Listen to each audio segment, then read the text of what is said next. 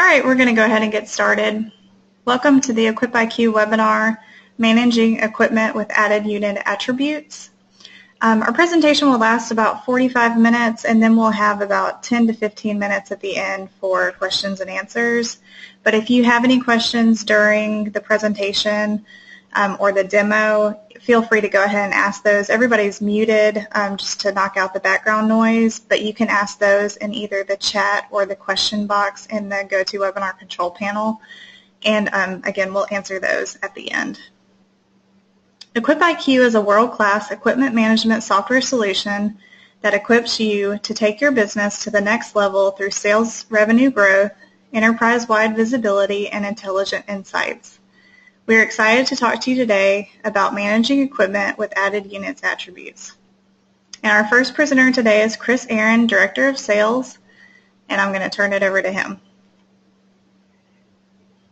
Thank you, Sarah. Appreciate it. Welcome, everybody. We're excited to talk a little bit more around attributes and how they matter, and we'll walk through an overview, and then we'll provide in terms of what we'll do today from an agenda standpoint, and then we'll walk through some, give you some time for question and answers as well. So from an agenda standpoint, in order to really properly talk about managing units with attributes, let's define what a unit might look like. We think that makes sense. How is it different from a traditional part in inventory? What is the value of having an attribute, having these attributes? We'll also want to give you some context that we speak from EquipIQ. That's the lens that Kim and I look through, and it'll help provide maybe some context for everybody around the way EquipIQ is handled as well. We'll want to talk some about the integration to websites, taking these attributes and how that could help, and some of the value that we have found and heard. We're going to talk a little bit about advanced unit management and what that means as a I don't know, buzzword, or what we look at it in terms of what advanced unit management might look like. And then we'll end with some real-world examples where Kim will give you a look into the software and provide, this is how it actually would work in the real world. Here's some real-world examples, and then we'll end with some Q&A. Okay, so what is a unit? We look at a unit as you may describe it or refer to it by several different names. Everybody has their own different ways of looking at it, but this is traditionally a consistent definition of what a unit might look like. But you may call it whole goods, you may call it just equipment, you may call it an asset, depending upon the type of company you are, because there are multiple different types of customers who use EquipIQ. Now that we're on the same page for units, let's go to the difference from a parts inventory standpoint. Parts themselves are generally not something that are serviced and rented. They can be, but that's not your main business. It's not to be confused with attachments. We know some people refer to attachments as parts, but that looks a little different for different companies. So what we're really referring to is parts that are generally not configured. So a part is something that you may buy. It may not even. It's almost looked at as a commodity in a lot of ways. Do you have it, and what's it worth? And so often it's secondary to the unit, the whole good itself.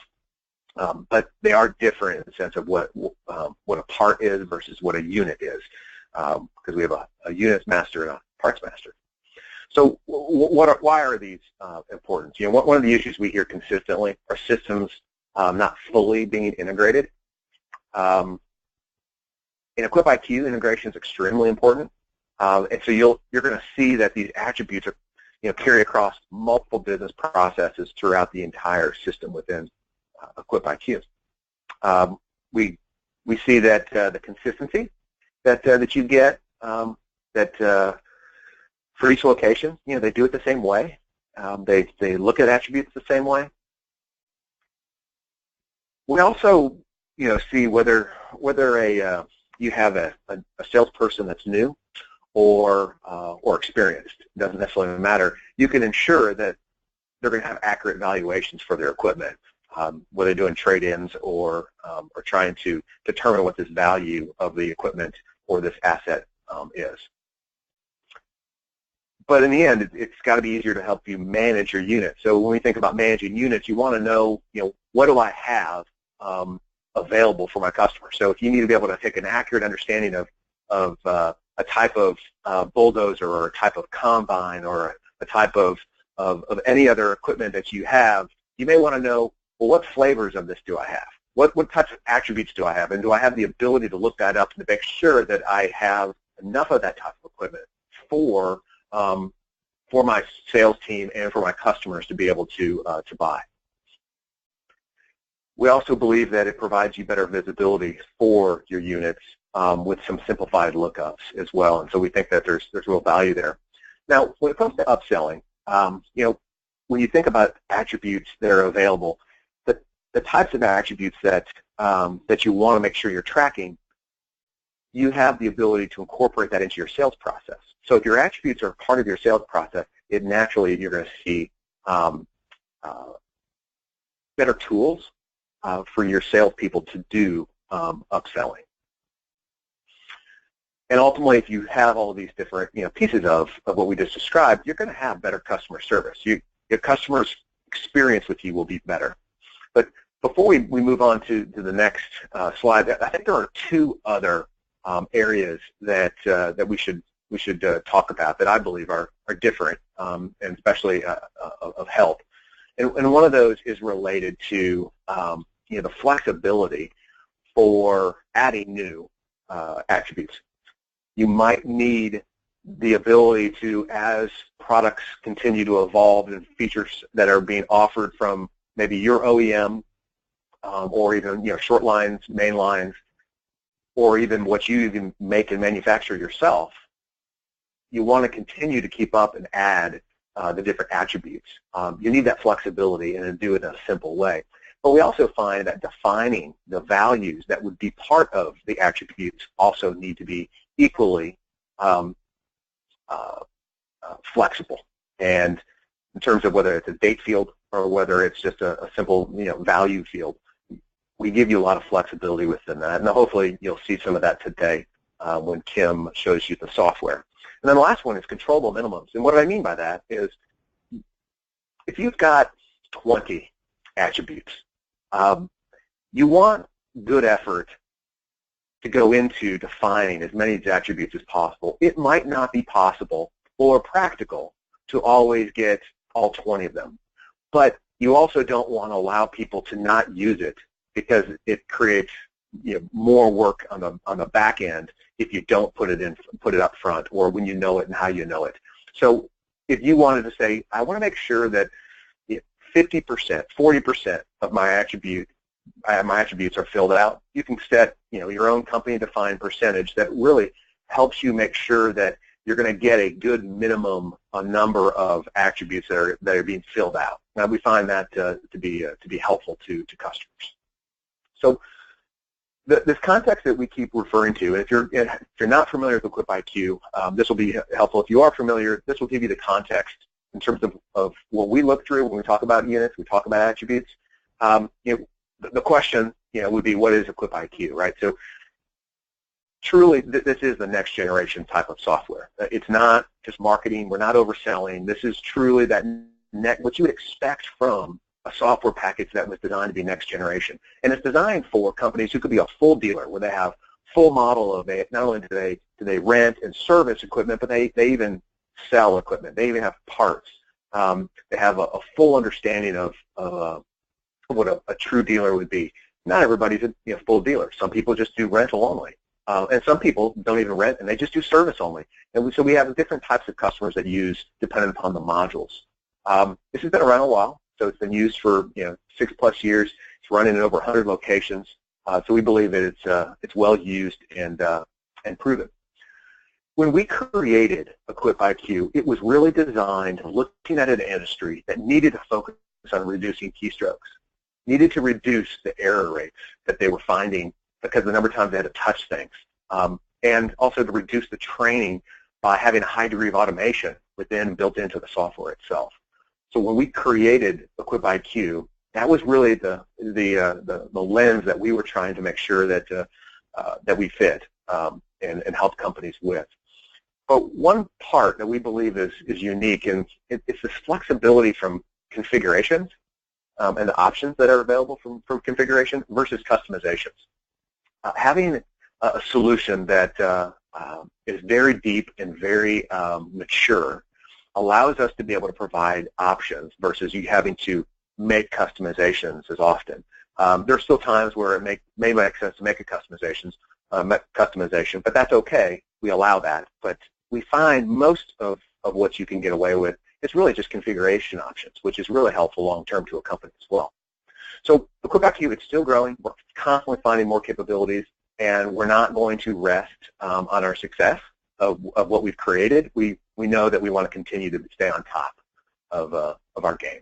And then it's built on the best technology in the world, we believe, which is on a J.D. Edwards Enterprise One solution and with its tool set. So we've used that tool set in order to help create EquipIQ.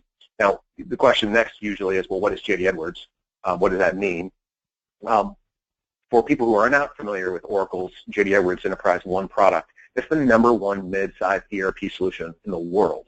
So it was designed for companies who needed a very mature product, a lot of functionality, that they needed that flexibility, and they needed a solution that was constantly looking for the latest technology and how that can be helpful to their customers. So they put a huge budget for R&D, and so in the end, there's really nothing like it. There's nothing that compares to it in the marketplace today, which is probably why we're having as many conversations with people today as we've ever have. So we have 6 modules. That's the way we refer to them. First one's equipment purchasing and sales. So if you're looking at selling equipment, this would be a great module where it walks you through a worksheet to make sure that you take into account all the variables, whether it be trade-ins, whether it be maybe financing, flooring. It could be really lots of different programs that are being offered. You have the ability to put that in there if you're selling equipment yourself, not necessarily like the next one, which would be rental as well. We're going to spend a little bit of time on specialty use. I think one of the next webinars we'll do is probably, I specifically focus on specialty use equipment. We'll highlight a little bit of it actually today because of some of the attributes and how they go hand in hand. But besides rental, you've got service, and we have parts purchasing. Parts purchasing would be this, a traditional parts counter, or you've got a high volume, parts that are, with phone calls that are coming in and need to react to that. And then we have extended financials, and extended financials, really what that's designed to do is how do we take these transactions that are high in number across multiple locations, and how do we automate that in a way that is designed for an enterprise-grade type of solution? It's what you'd expect from a solution. And how do you make sure that it has world-class financials? I think that's one of the areas that you traditionally see in this space is that financials are kind of the overlooked solution. It's and we take it seriously, and it's a world-class solution. So one of the things we had on our agenda was talking through the integration to websites. And I think the benefits of these integrations to websites, and some of them can make sense, but if you can take your attributes and pass them to a website, would that be helpful? Well, we think it is.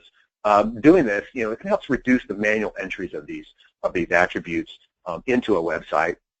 Clearly, we believe that based upon the amount of time that it takes in order to keep something like that up, and we can decrease that amount of time through some of that integration of passing information to a website.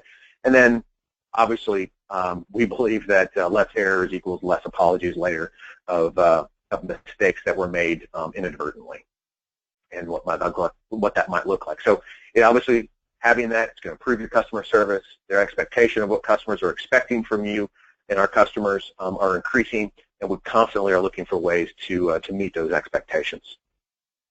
So we refer to something called advanced unit management. And in EquipIQ, we have some things that are not common in traditional systems. So one of those is referred to as specialty use equipment sales. So when you get into specialty use equipment sales, this particular type of process is really one that's assembled to order type of process for a customer. So if you are needing to use almost like a configurator. We use the product's built-in configurator where it asks you a set of questions with different options to choose from. And these configurator options that you're coming up with are often the same ones that you would have as your attributes. So you see a correlation between the types of questions that you can ask from a configurator standpoint with these attributes. So, for instance, if you are in the business where you may buy a cab and chassis, and now the customer is saying, but for this particular equipment, piece of equipment, I'd also like to have a crane on it. I'd like to have some toolboxes. I'd like to have it on the right side. I'd rather have it on the left side. I'd like to have X, Y, or Z type of configurations. It allows you to be able to take different assets and then be able to combine them onto one unit and be able to have and sell and rent and do things you would expect for these units as it relates to specialty use. And that's kind of the way we refer to it. So that gives you the flexibility to not lose visibility to these multiple assets that are being combined. So that way if you put a crane on it, well, you still have a serial number or some sort of tracking number that's unique to that crane, and you need to make sure that you keep track of that. You don't want to lose track of that because you put it into a bigger unit and you're only tracking at the unit level. And we see lots of times that software out there today doesn't do a great job of that, or they have some really quirky limitations that are out there. So we really try to focus on giving you the ability to kind of attach these different assets or even units to each other. It also encourages upselling. So one of the things that you'll see is when relate to, let's say there's a new feature that your company has come up with, or it's a new feature that you're trying to sell more of.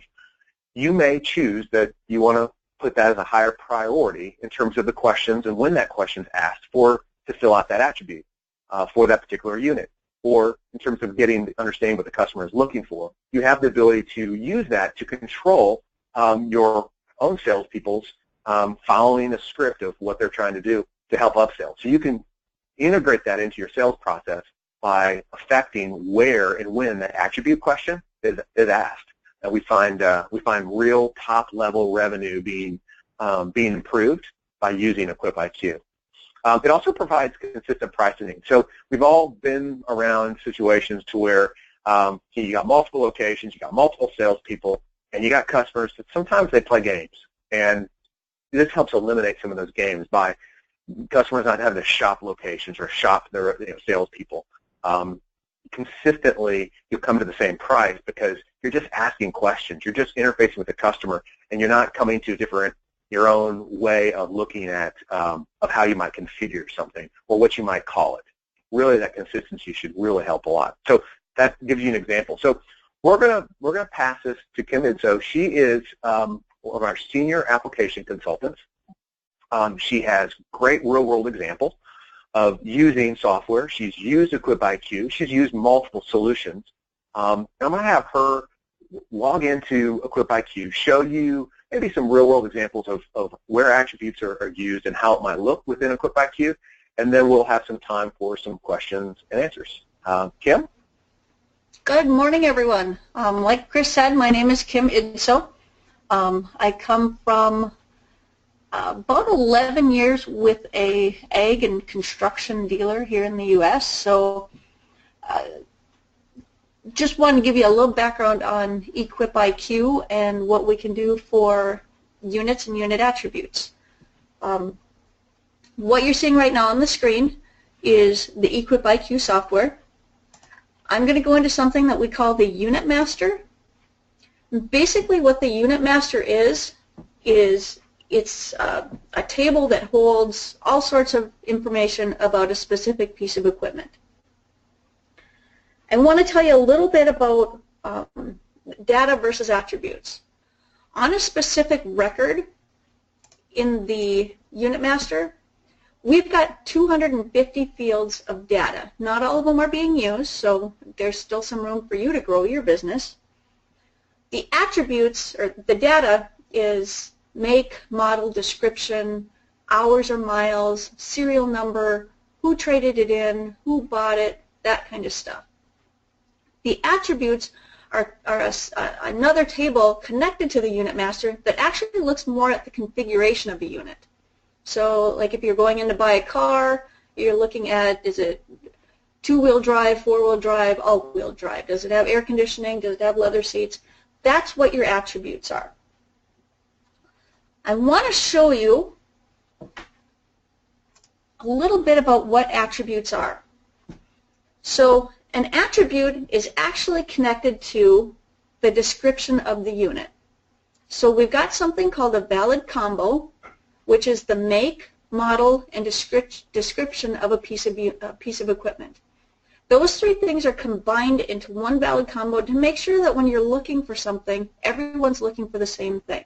So you don't have someone putting in combine versus combines or shortcutting it and putting COMB. We've got the valid combo that's going to help you find everything consistently. Now, on my screen, I'm looking at a backhoe. That's what my description is. So here are all of the detailed attributes that are set up right now for a backhoe. As Chris was saying, though, the detailed attributes are configurable by you. Okay, we've got some set up here, but maybe you don't like them. And right now they're in a certain sequence. The sequence can be changed, the attribute can be changed, and the items or the descriptions within those attributes, they're all configurable by you. There is no programming. You can have someone do them in-house, so you don't have to, spend the money on a programmer. What I do want to show you, though, as I click into the next one, so right now I've got 10 different attributes set up here for a backhoe. If I go into a wheel loader, it's a completely different set of attributes.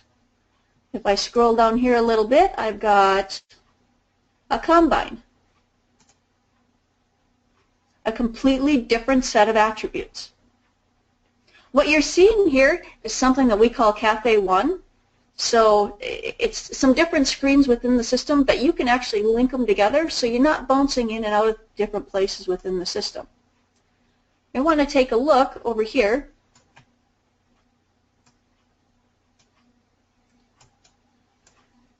I got my screen within the screen. So there are some different things that you can do within the attributes. You have drop-downs that for the grain and corn would say grain, a specific option for corn, or maybe one that is grain and corn combined.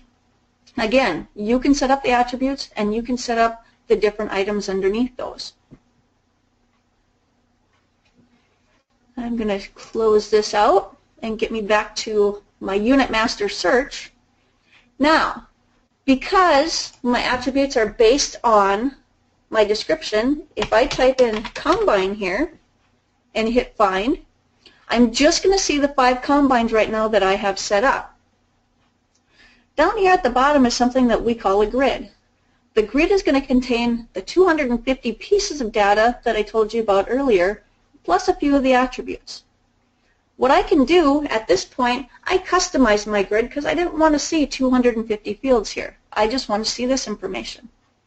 But now, because I've selected my description, if I click on this button that says Show Attributes, and I'm going to hit Find, it's actually going to pull up the top 10 attributes assigned to this type of equipment. Again, if these aren't the top 10 that you think you want to see, we just go in and change the sequence and it's all there. What's really nice about this, when you're going to sell a piece of equipment, you can come in here and if the attributes are filled out, your salespeople can actually go in here and see how the piece of equipment is configured without having to call maybe, on a used piece of equipment. They don't have to call the guy that traded it in. You've got the information right there. Another thing that you can do, if you clicked on Advanced Search, we can actually go out and search by specific attribute. So out of all those 5 combines that I had up before, there's only one of them that the mechanical condition is in very good shape. So I'm going to take the advanced search off here and get me back to my 5. Another thing that you can do right from here is now you've got a list of 5 pieces of equipment. You'd actually like to send that out to some salesmen. From the grid, you can hit the export button, and very quickly you've exported all that information right into Excel. Now you can go in and maneuver it around, or you can just send it out.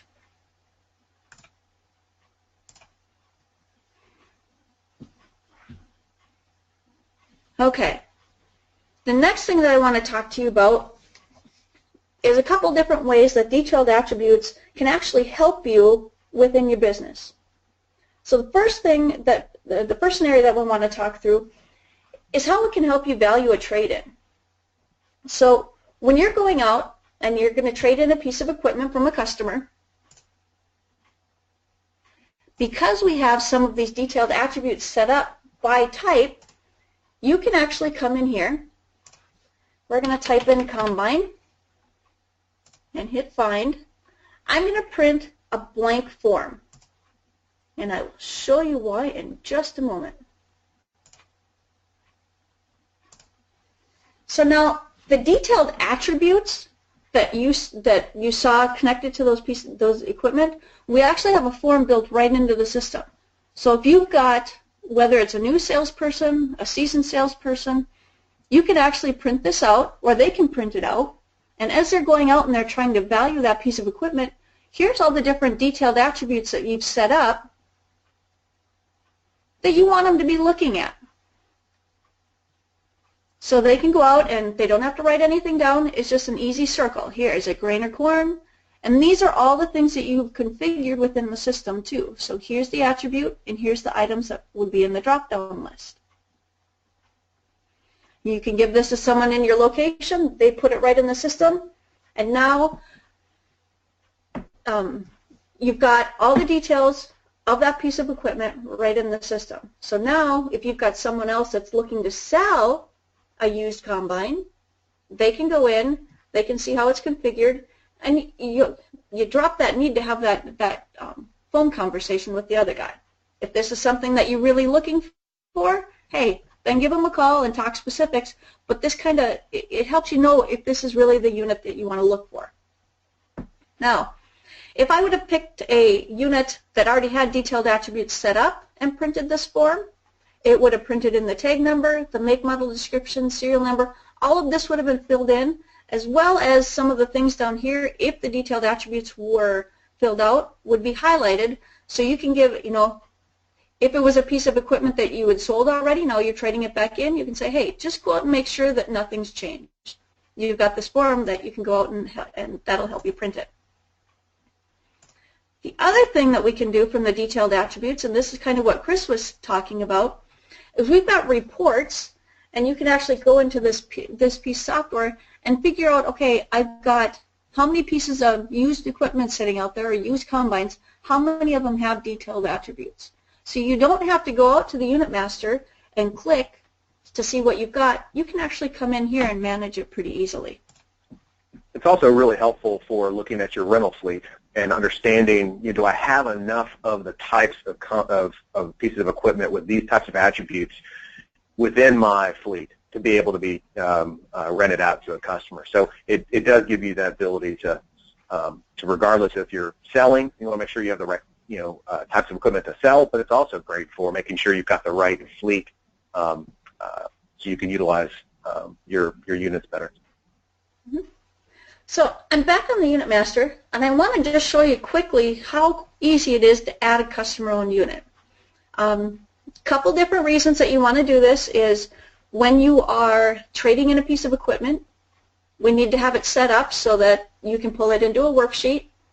And like I said, you can put the detailed attributes in, and maybe you can get the thing sold before it's really even traded in. Another reason to use the add customer-owned units, back in 2012, 2013, the ag industry really saw something kind of unique. People were begging to buy equipment. Okay, you get into late November, December, and their tax guys are saying, hey, you need to go out and buy something. So maybe you've got a customer that's looking for a used piece of equipment, He's very specific, knows what he wants, but there's nothing in your system. Now, if you have smart field marketers or salespeople out there, they've gone in and they've created customer-owned equipment for every piece of equipment that their customer owns. They've got the detailed attributes, and really it's going to help your marketing, but it's going to help you sell. So now you've got this customer that wants a specific piece of equipment. You don't have it in your inventory, but you can come out and look at customer-owned equipment, and maybe you've got another customer that's been thinking about trading in their combine. That's exactly what the new guy wants. You can go out to this customer and say, hey, you know, I've got a deal on new combines. This is what I can get you. And you can maybe give them a better deal because you know you've got the trade-in sold. So basically, your turns, you know, are going to look pretty good. So all I did is I clicked on Add Customer-Owned Unit. I got to come in here and tell it what store that I'm going to add. Here's where that valid combo comes in. I'm going to add a combine. As soon as I click it here, this, by the way, is my product family. That's what my detailed attributes are linked to. So I'm going to add a combine. As soon as I get combine selected here, it's just going to show me the valid combos that have combine as a manufacturer or as a description. We'll go in here and we'll do Case IH. And as soon as I click Case IH, now it's just going to give me the model numbers of Case IH combines that we've got set up in the system. So we'll go down here. It's a used one. So now that I've got my make, model, and description lined up, I hit select, and it brings me back to it. I need to key in a serial number. Anything that you see here with the blue star needs to be populated. The meter type, we do have a primary and secondary meter just because you've got rotor hours and engine hours. That can be changed to miles, bales, whatever you'd like. The customer number would be the customer that you are setting it up for. I hit save. Now, this is where the detailed attributes come in. I can come in and now I can go through and just very easily select how that piece of equipment, how the detailed attributes are. Now, there it is. There's my unit that I just set up. And there's my detailed attributes. So now if anyone is looking for that type of equipment, they've already got a pretty good idea of what we've got out there in stock. Okay, as Chris was talking before, one of the really neat things about the detailed attributes,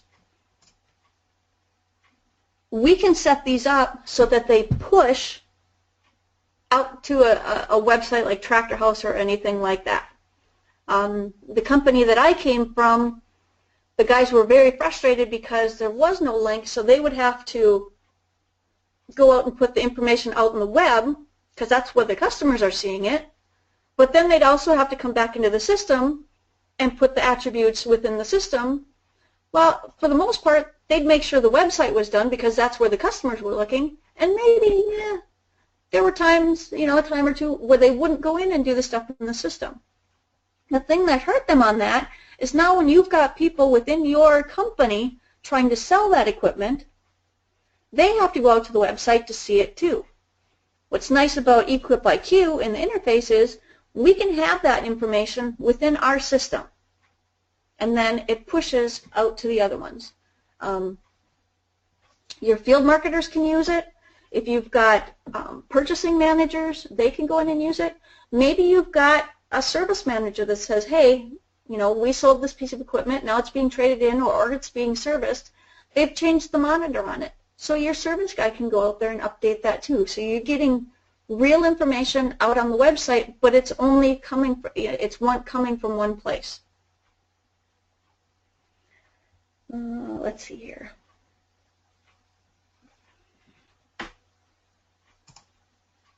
I wanted to show you just something else a little quick while we're on Unit Master. We talked about Cafe 1 a little bit, which is basically these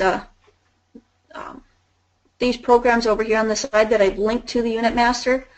I've showed you how to link to the detailed attributes. I want to show you just quickly some of the media objects that we can also attach out here. Anytime that I see a paper clip, I'm going to come in here. So there's a New Holland brochure on CR 9070 combines. I can connect that URL right into our system. Another one that we've got down here.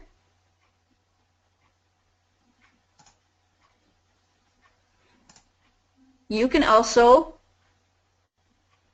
link a YouTube video. If you've got something that you're doing with in-house, where you're going out and videoing some of your equipment, you can put that right in the system. Well, excuse me, it's not in the system. It's a link out to a website.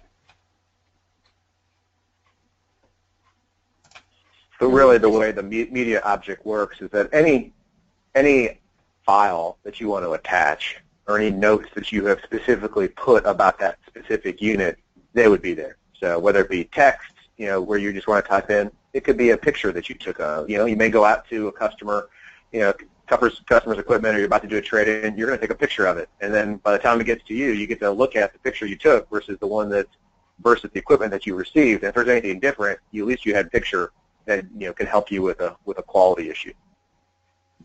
Yep, so you can attach URLs, pictures, text, and you can attach files too right on there.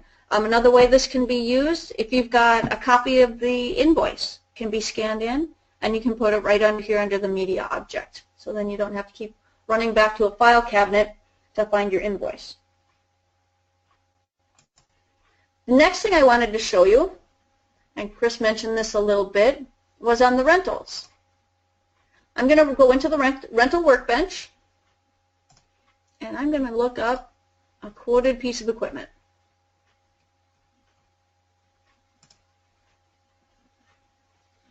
So again, this is another place that the detailed attributes can be used. We're going to go out, and I've got a rental prospect for an excavator. So I've got the unit here, and even if I didn't have my unit yet on the rental workbench or the contract, I could go out and hit my visual assist by the unit number, and I'm going right back into that same unit search program that I was in before. So I can come in here, and I'm going to put my description of excavators and show attributes.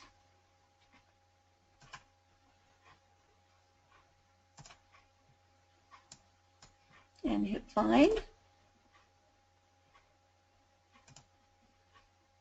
So attributes, find.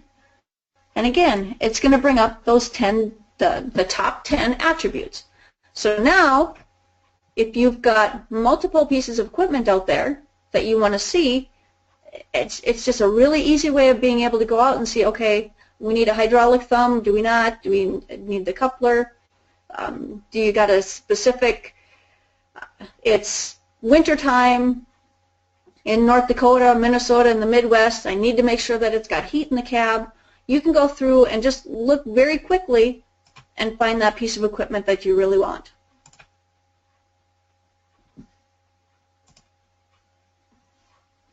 The other place that this can really help you out is in your service department.